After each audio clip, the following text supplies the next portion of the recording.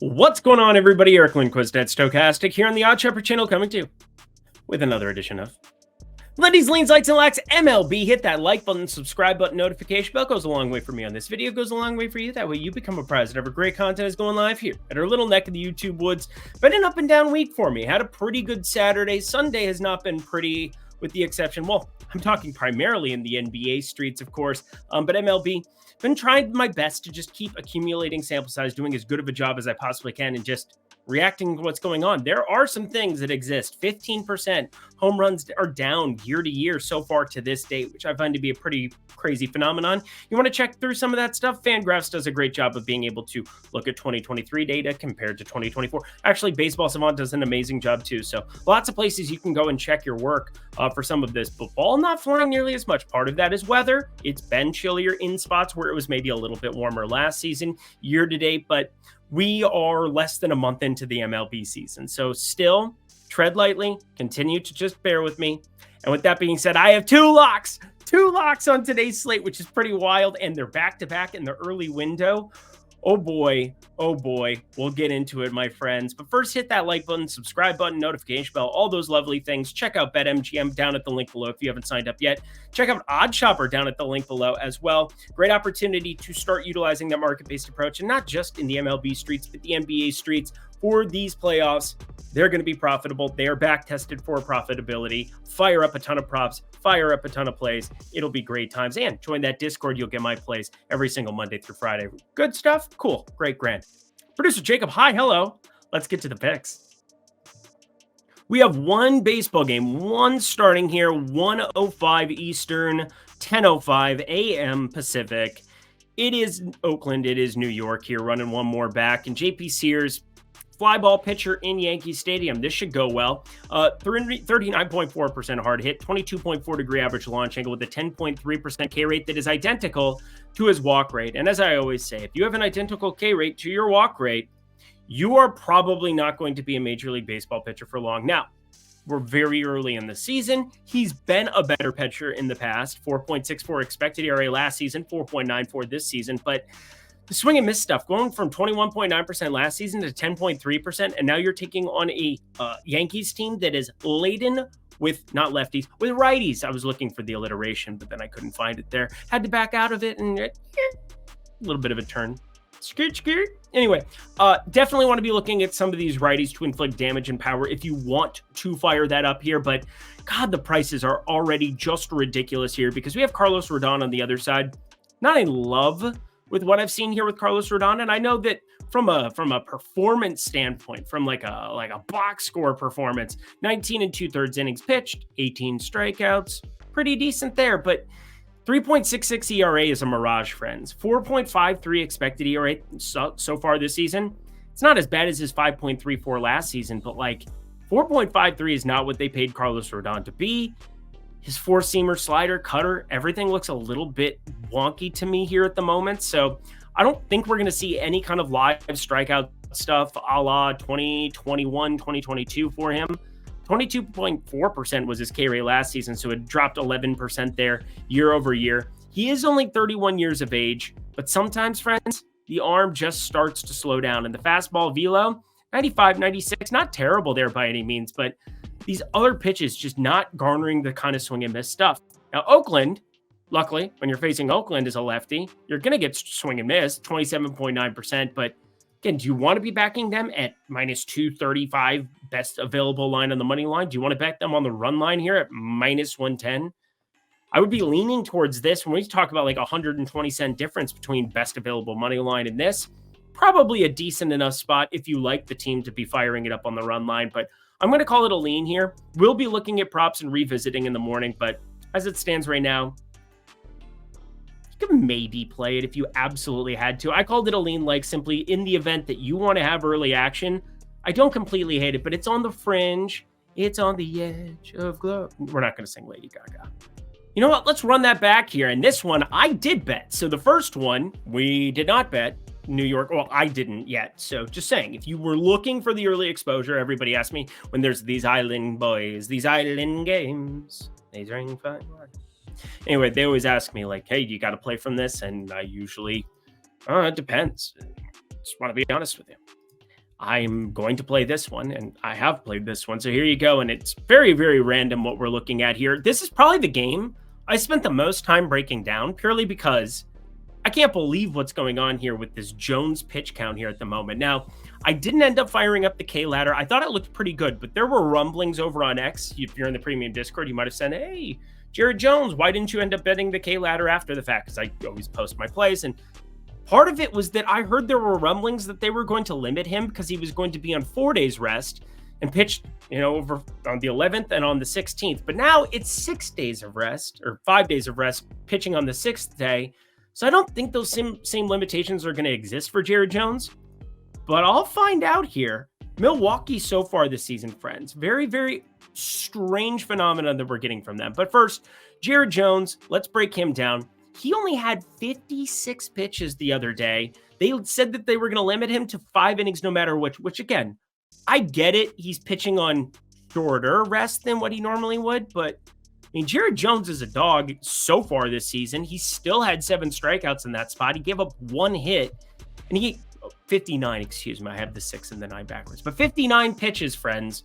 That was a weird outing. And of course, the Mets come from behind there at home, and they win 3-1 in that event. So great job, good effort. And this team, I want to know what the odds are for them at the end of this season to still have Aroldis Chapman. It's got to be like minus 10,000 that he gets traded. Now, Pittsburgh's 11-11. They're kind of straddling between like, should we play for it or not? But the Jared Jones pitch count thing is very, very strange to me. And as such, did a lot of digging, tried to figure out exactly what we're looking at here so far, because his fastball, he throws at 97, 98, has a good slider to pair with it. So it is imperative that I would want as few of innings as possible for Jared Jones. Now, this did get bet from minus 105 to minus 130, and that's when I said, all right, I'll dive in. I don't believe that Milwaukee is going to have some unbelievable WRC plus come season's end.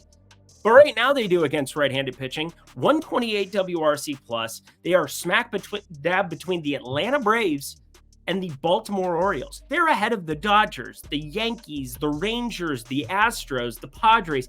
These are teams with big bats in their lineups, friends. And you know what they say about big bats?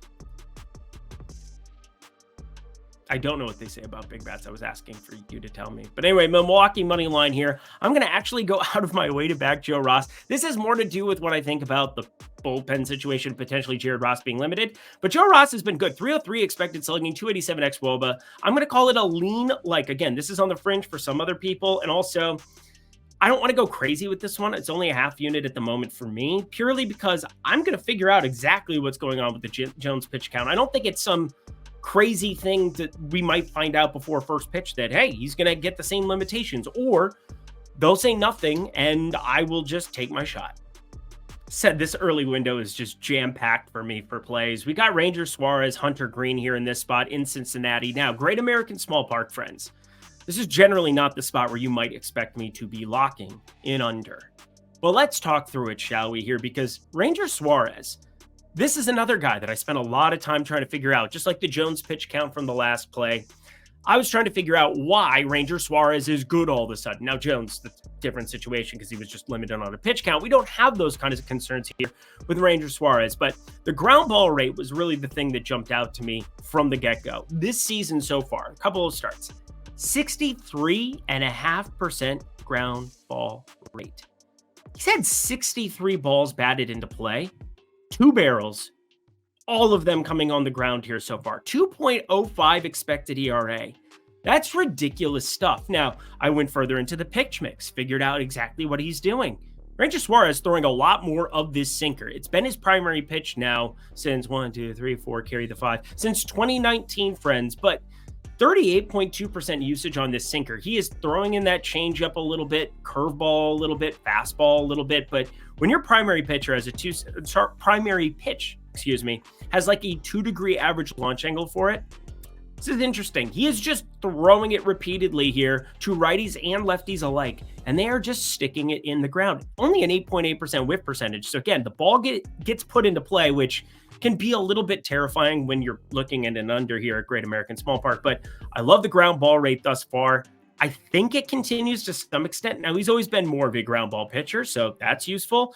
48.8% last season, but 63.5%. I think it backs to do with just like this sinker, identical spin rate, getting more comfortable throwing it after, just a couple of years where it wasn't necessarily working for him in 2021, 2022. So Ranger Suarez might be a different kind of dude here this season, regaining some of that form. And then my guy, my dude, he has always been my dude, Hunter Green. He is a fly ball pitcher in Cincinnati, which freaks you out a little bit too. But so far, so good this season. 241 expected slugging, 33.3% hard hit. So we have a fly ball pitcher, so useful for the likes of a Schwarber or a Harper. You can maybe find a solo dong here or there. But again, finding ways to limit the power for the first time in his career. 2.58 expected ERA as a result. Only 2 barrels out of 48 batted ball events. Just ridiculous. 168 expected batting average. Now, I'm not in love with either. Well, the Cincinnati bullpen, Philly bullpen's all right, but I got to tell you, 8.5 is a pretty hefty number considering the length of these two. That's a weird way of phrasing it. Considering both these guys can throw 95, 100 pitches, but we're going to see that more than likely. And they are just finding different paths to success. So it's kind of square peg, round hole, but they get thrown through the same door here. Ranger Suarez, ground ball people to death. Hunter Green, limit that power, baby, because you got the strikeout stuff. We've always known that you are filthy and throw it 100. So we're going to lock it under of 8.5 here in Great American Small Park. Not something I take lightly here, friends. There's a reason you don't see a 9.5 total here. And I also think 8.5, getting on this number, it's useful Miladies. I think both pitchers find a lot of success on Monday. What's better than one lock, friends? Oh, 2 locks. 1 locks, 2 locks. Red blocks, 2. No, we're going to just... It's the Detroit Tigers, friends, taking on the Tampa Bay Rays here. And Tariq Skubal, my favorite to win the American Cy Young AL, the American. Nice job. Great segment. Great start to a segment. Ready? Cut. The Detroit Tigers taking on the Tampa Bay Rays here in a great pitcher-friendly ballpark there in Tropicana, where 48 people will be in attendance to watch Cy Young potential favorite Tariq Skubal going up against Zach Littell. Now, Littell, ridiculous stuff so far too. 27.4% hard hit, 24.7% K rate, 5.6% walk rate, sub 5% barrel percentage. Now, he's going to get a great opportunity going up against the Detroit Tigers lineup that I just don't believe is going to continue to hit in any kind of a clip. 25% K percentage so far this season, 7th highest against right-handed pitching. Just an 86 WRC plus 120 ISO. They definitely prefer to flip it around, which is weird because I like some of these lefties more in the lineup overall, like from a long-term pedigree standpoint. I know pedigree exists for Spencer Torkelson too, but like, not going well. Not great, Bob. Not great. But Tariq Skubal, friends, this guy's ridiculous. 26.7% hard hit, 245 xWOBA so far, 28.3% K rate. I think there's room for that to go up based on 32.9% there in 2023. And this lefty friend, so yeah, he's going to have to face a Tampa Bay lineup. Not nearly as good of a spot for him. 22.9% K rate there, 14th in baseball against lefties. Sorry, that was wrong. That was against righties. So I'm just lying to you now. That's bad. Don't want to do that anymore. Tampa Bay, I know that they're much better here against lefties at times, but 100 WRC plus doesn't necessarily echo that entirely. A sub 100 ISO. If you're not going to bring power up against Tariq Skubal, he's going to miss bats. He's going to create problems here. And again, somehow this season he has a 26.7% hard hit after being around 41.1% for his career. So that continues. You're looking at the best pitcher in the AL. Tariq Skubal, Zach Littell. You want to do it again, friends? We're going under 7.5 here. I'm in love with these 2 unders. I'm locking both of them. I did not see that coming. Sure, give me this 15% reduction in home runs we've had thus far in 2024. Give me the ball that is more pitcher friendly. I'm here for it for today, and my home run model doesn't like it so far. This model works just fine though, friends. OddsShopper, the OS Premium Tools, Discord, Insider Access, and all of the goodies that come along with it, now available to you for just $14.95 weekly. Now, what do you get with that? Well, the OS Premium tools, the Positive EV tool, the Fantasy Optimizer, the Parlay Builder, everything you could possibly want all in one place for all of the sports in the land, be it MLB, NBA for the playoffs. Well, we're going to have WNBA activated very, very shortly here. Kind of excited about that. I haven't dug into a lot of WNBA in my entire lifetime, but I think there's some hype with the Caitlin Clark and this amazing class, Angel Reese, everybody coming out here from 2023. I think there's going to be some money here in 2024 in the WNBA street. So I want to be early to the party. I think OddsShopper will be able to help us with that here as well. But $14.95 weekly gets a little bit better when you use promo code Lindy, Lindy, 20% off, friends. $12 for your first week. What, $42 for your first month? Seems like a pretty good opportunity, and you'll get my betting card Monday through Friday. Yes, friends, Monday through Friday. Weekends, when I'm feeling a little bit hazy, crazy, don't forget that boy told you kid. Back to the picks. Had to do a little bit more digging here on this one, but I think I figured out who we're going to have for as pitchers. I think it's going to be Mr. Withers. Now, it's Weathers, I know. Ryan Weathers. Tanner Bybee. Pitch better. Ryan Weathers, 454 expected slugging, 349 xWOB, with 12.7% barrel percentage. I love this because we're accumulating sample size. I'm starting to get more comfortable figuring out exactly who a pitcher is going to be. Now, this lefty, I thought there'd be an interesting amount of strikeout upside with the arm. 24.7% K rate shows up so far. So that seems that prior showing up, but there is negative regression due on this 2.70 ERA, 4.97 expected ERA, plus a 41.8% hard hit to come with it. Ooh, it's uncomfortable, and you're facing Atlanta. That's never fun. That's never fun. Now, Reynaldo Lopez, this is a guy that I've routinely been backing here early because I thought he was going to be pretty good right from the get-go, and I was right. 233 xWOB, but 181 expected batting average. You know it'd be great? Is that other pitchers for Atlanta, when I back them, could pitch the way that this young man has because, well, he's been awesome. He's been awesome. Awesome. Sub 1 win. 0.94 to be exact. Gone 6 innings every freaking outing. Yeah, you heard me. Every freaking outing. And now he gets to face the decrepit Miami side. Look, I'm not crazy. I know that we're going to have a big number to lay here on the run line for Atlanta. Like, we're potentially looking at minus 130, minus 135 territory. I'm still going to entertain it. I would like to see this. Again, I would like to get the 115, 120. That would make me very happy. Plus, Weathers does have strikeout upside, which if anybody has the feel for their pitches on that specific day, this is baseball we're talking about here. And you can find some strikeouts as a lefty here in the Atlanta lineup. Like, not as many as you would like. That's for sure. They're going to hit the crap out of you more than likely in a majority of times. But 24.1% K rate here for against lefties on the season so far for Atlanta. Pretty small sample size still, but I'm just going to call it Atlanta minus 1.5 and reevaluate. If you really want to fire this up, and I bet this is going to end up being a pretty chalky play for the people, let me know over on X at Eric Lindquist. I will tell you my honest opinion on whether I yeah or no. Joaquin Phoenix. Right now, it's a no.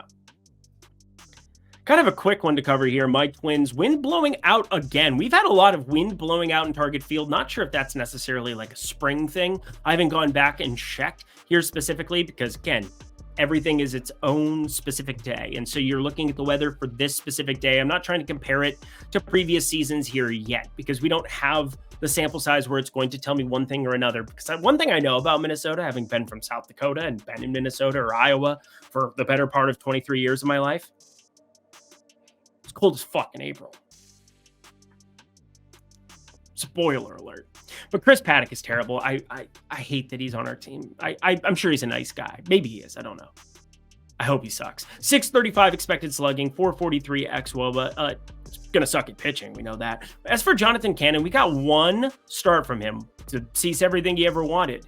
And he captured it. 6'6", 23-year-old here. 3.19 expected ERA in that start. Just 79 pitches. Looked pretty good. But the main thing that matters about getting these kids out for their first opportunity is I get to see what Fangraphs and, looking at the AAA report on them, get to kind of see it for myself. And I get to see it in data.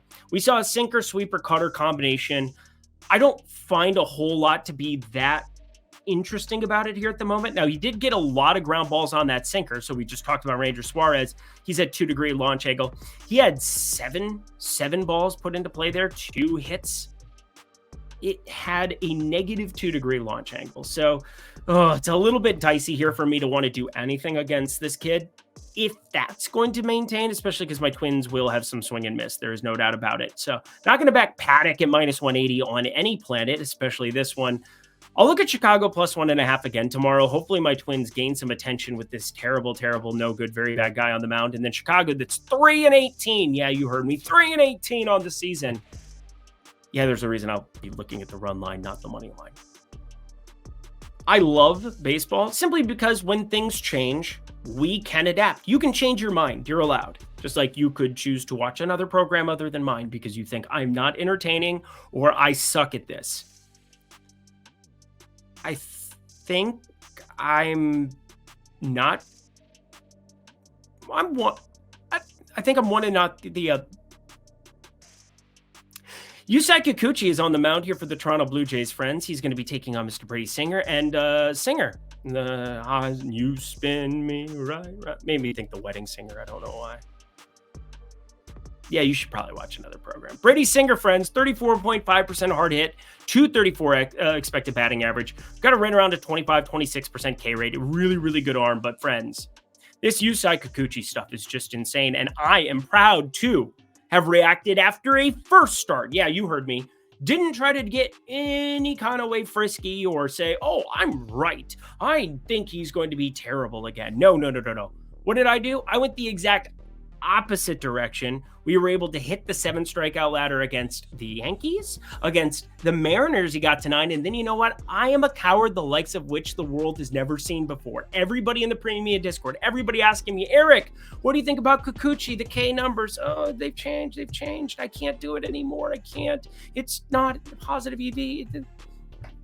It goes out and mows down 9 Yankees like it's absolutely nothing and looks even better than he did before. So this is a 32-year-old pitcher who now has a 33% K rate, 31.4% hard hit, 261 xWOBA, and is another southpaw. Can put him next to Tariq Skubal, who would be a Cy Young candidate if the season stopped today. Again, absolutely insane from 2022 to see the 5.63 expected ERA to the 2.66, but showed it, talked about it. 4-ball curveball, or the 4-seamer, the curve ball, the slider, and then this changeup too. I know that he doesn't throw it a whole hell of a lot, but I like it. 236 expected slugging on this thing. He's only using it exclusively to right-handed bats, but again, he's going to start facing more and more righties. If he's going to have a 128 WOBA, first of all, I don't think that's completely sustainable, but this changeup might be filthy. 37.5% whiff percentage on it. I don't know where that came from, but he had been at 19.3% last season. So there's a very noticeable difference between these two pitches year over year. And we reacted to it early. I'm proud of that fact. I also hate myself for saying, oh, well, I was trying to do math for everybody. And if you watch this video, you probably fired it up and we're pretty happy. So here's what we're going to do. I understand Kansas City does not strike out against lefties a lot. I totally 100% get it. They are 18.6% against lefties, this season. 106 WRC plus. Have Bobby Witt Jr., who is a god, and everybody else here. But I can't pass on this. 7+, 8+, 9+ Ks. I was going to think of something that rhymed with that and do like a Dr. Seuss thing, but that's just unnecessary.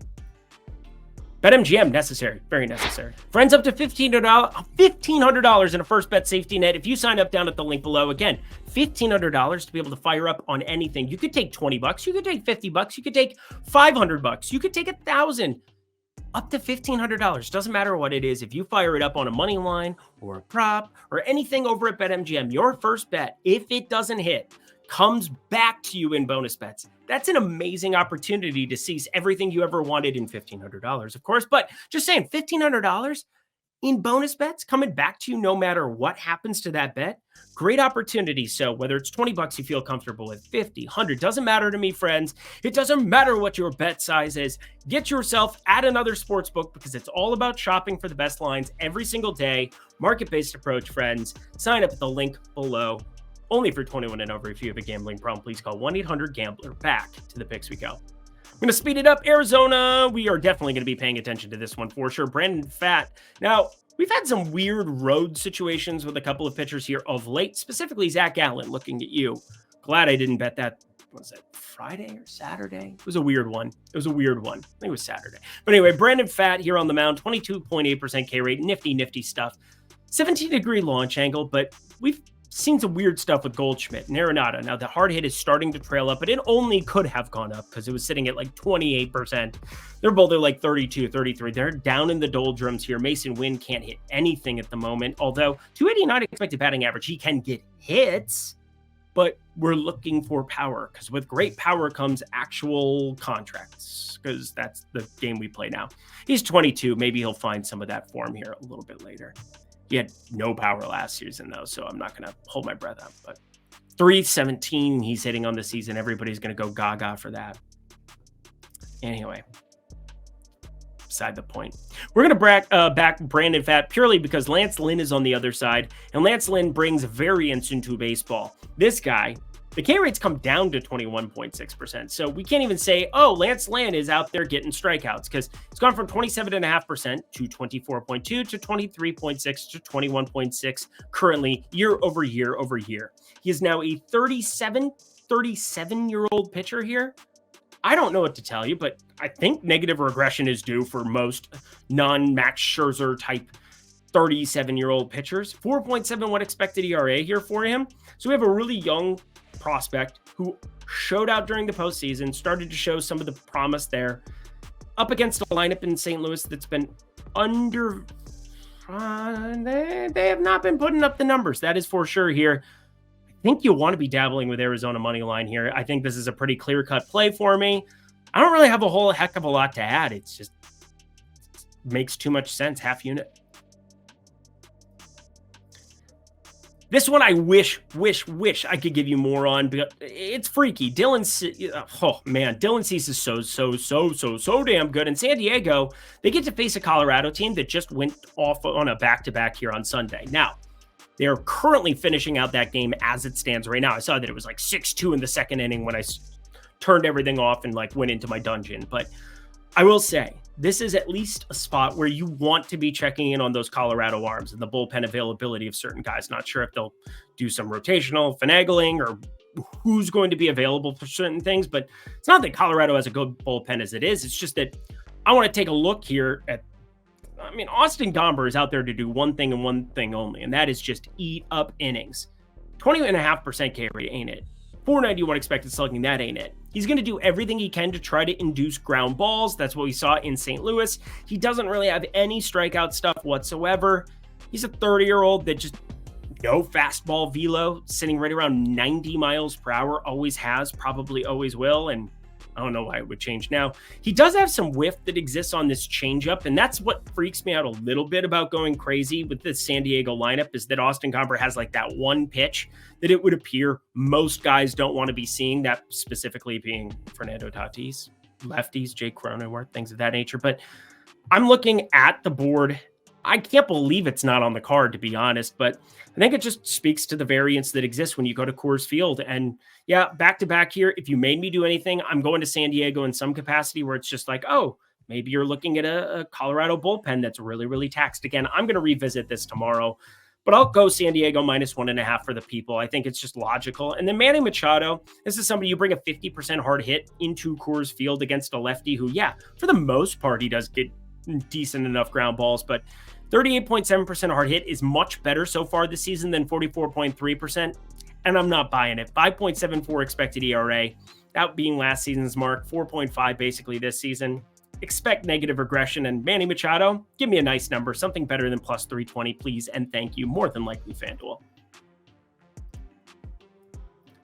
Speaking of homers, let's go into a great homer stadium here. We've got Grayson Rodriguez. You know how much I love this man. And then Reed Detmers. I'm starting to love this man. He continues to make people that I know money, and, well, that makes me happy. I wish I had bet him more in some of these spots, but a 35% K rate, 275 expected slugging, 256 xWOBA across the board. Awesome stuff. Now, freaky spot for sure. Now, there is a chance that Albert Suarez ends up getting the ball here in this spot. I'm seeing some conflicting reports on it. So I'm going to just talk to about both of them quick. Grayson Rodriguez, my preferred guy, but does have a 46.8% hard hit, has that 27.8% K rate to come along with it here.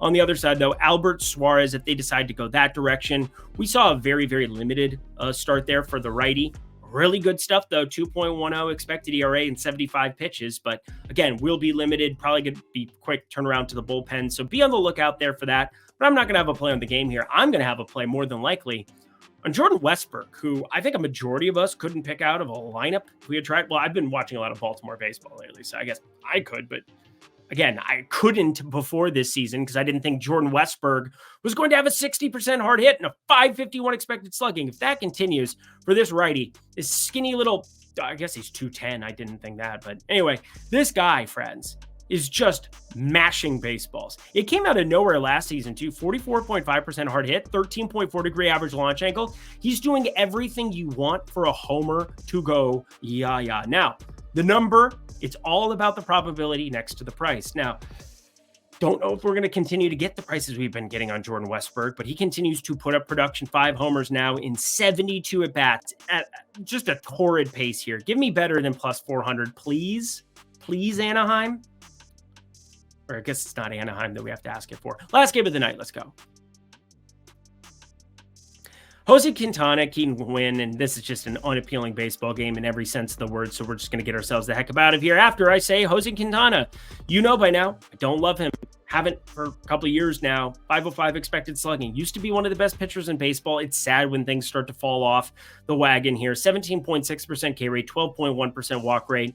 Taking on a San Francisco team that definitely has popped up and down the order now at this point in time. Jorge Soler, I expect better than a 41.7% hard hit, and he destroys the souls of lefties. Now, he's in a terrible ballpark. San Francisco continues to be a terrible ballpark for hitting. So you can generally find maybe a piece here or a piece there. But as it stands, Jose Quintana, not going to go completely yah-yah. But here's the problem.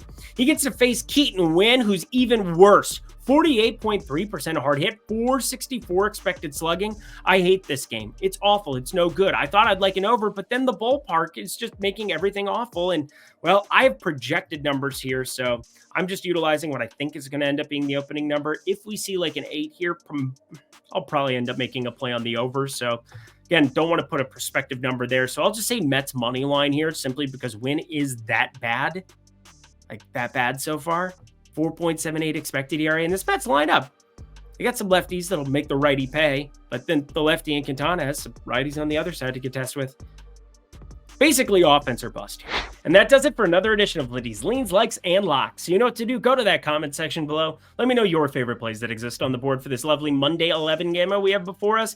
Be on the lookout for any pitching changes. That's going to be something that starts to happen more and more here as we progress through the season. And of course, just keep things in check here with the bankroll. Don't go crazy and overexpose yourself to any one specific spot. Have lots of plays. Have lots over on OddsShopper from the positive EV tool. Utilize that approach rather than just saying, oh, just take my 2 locks and I'm going to put all of my bankroll on those 2. Don't do that.